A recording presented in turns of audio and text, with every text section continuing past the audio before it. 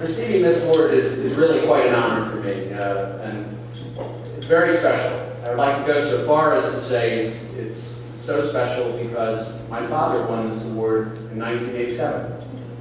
It's called Small Business Person of the Year Award. I'm not even sure entrepreneur was common nomenclature at the time. So, I think it's up here. It's a little bit of resemblance, and you're not necessarily going to be able to see it, but I'm quite proud, and I think we're the first multiple generation to win the awards.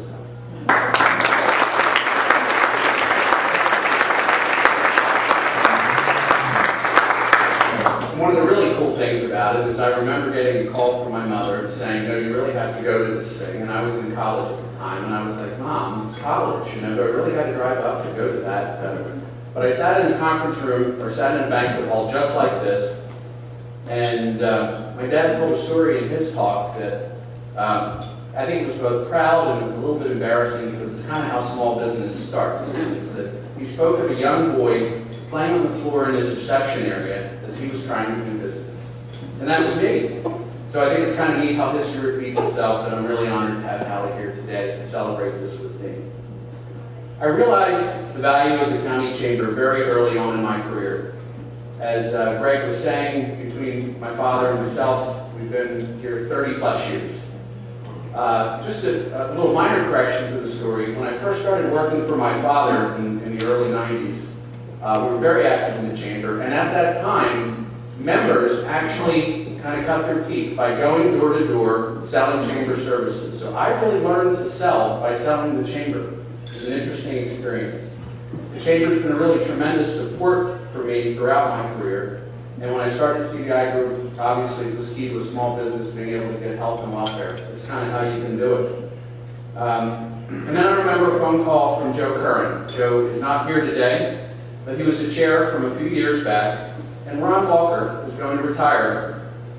And the executive committee wanted someone to kind of walk them through the steps of the search process for a new chamber president and remark into the picture. And as often happens, not long after you give a little time to yourself, I was then volunteered to the board and then on to the committee, which obviously is great. It was many years ago, and I've had the opportunity to get to know Mark, many of the staff, and many of the fellow board members. And now, many years later, I'm very proud of what the chamber has transformed itself today. It's got great member benefits, and what's really most important to me, helping entrepreneurs succeed. So I'm deeply honored to be named Entrepreneur of the Year. You just have to ask my team, because I've been known recently to casually say, you know, I am Entrepreneur of the Year, and you may want to listen. You get the idea. But seriously, it was very challenging to start a business. I started my company, it almost sounds trite, but all I had was a cell phone and a business plan. I guess there was one other thing. Jim Paoli is here. I actually started in his coat closet.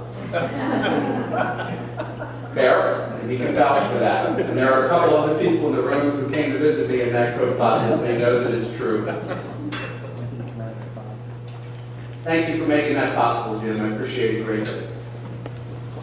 I'd also like to thank my wife of 20 years. She's worked in the business and certainly been active in making the business go. And I'd like to thank my family. Burkhards are born entrepreneurs. I'm fourth generation. And I was taught very early on that you only really control your own career when you are your own boss. And on the worst days, I remember that.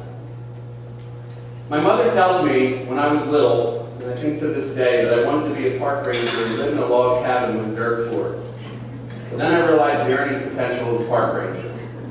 And somehow it seemed less appealing, but then I chose entrepreneurship, which some years, as you know, probably pays like a park ranger.